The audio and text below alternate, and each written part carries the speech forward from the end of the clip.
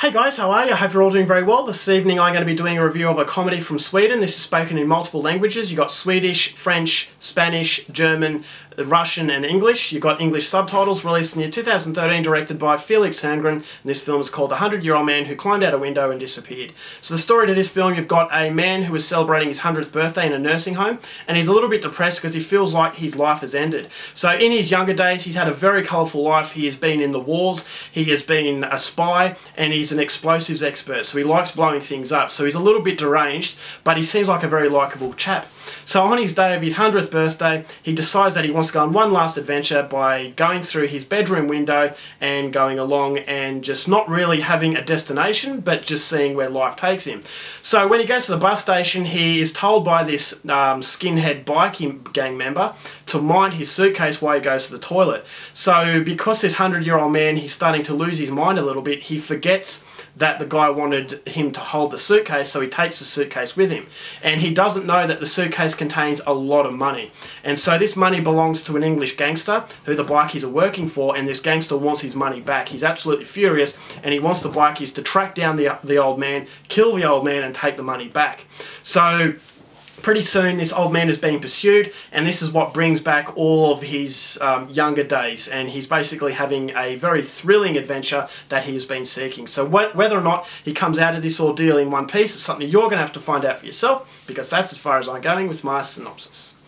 Now my thoughts on The 100-Year-Old Man Who Climbed Out a Window and Disappeared. I absolutely love this movie. And this is everything that I love about Scandinavian comedy. Now as far as comedy is concerned, I think Scandinavia do it better than anybody else because it feels so natural to them. It feels that a lot of natural ability is seeping through the screen, and it's something you don't get in a lot of, slapstick sort of American comedy. And I think the problem with American comedy, a lot of it, not all of it, don't get me wrong, but most of the comedy in the United States is very forced. So you've got Anchorman, you've got all those movies that, yes, they are funny, but they're exaggerated to the point where they don't feel very realistic, therefore you don't really connect to anyone. And yes, a comedy, you don't need to connect to anyone, but I feel that in America they just do it a little bit too much, and it's just one style of humour. So basically if it's a slapstick film, it's going to be just slapstick. But the beauty of Scandinavian humour is that it has slapstick, it has deadpan, and it has all kinds of other elements of comedy that make it just a joy to watch, make it so unique. And I love the fact also that it's just a very human story that has been put into it as well. So it's not a straight out comedy, it's not an exaggerated comedy, it's a real life story that is told in a light-hearted kind of way. So if you're a fan of deadpan humour. Now what I mean by deadpan is humour that is very, very subtle. That whether it's just a very subtle conversation, whether it's the facial expressions on a guy's face, that's what deadpan humour is. It's not going to strike you out as something obvious that is funny, whether it's fart jokes or people falling off bikes. That to me, that is slapstick. But this is much more, I guess you could say, intellectual. I'm not saying you're stupid if you don't appreciate this kind of humour, but it's much more of what you hear and the very subtle things that you see. So it's not explained for you, everything. And so if you don't find it funny, you'll still find it very interesting because, as I said, it's not exaggerated to the point where it's only a comedy. It comes across as a film that is a human story about this guy, and it shows you that you're never too old to go on an adventure, that age is just a number, and don't let that stop you. So on one stage you've got a heartwarming story about old age, but on the other hand you've got a fantastically entertaining, funny comedy about a guy who's got himself into all kinds of situations without him really intending to. So there's so much more to it. There's a lot of rich flavour in The 100-Year-Old Man Who Climbed Out a Window and Disappeared, and it reminded me a lot of Bent Hamer films.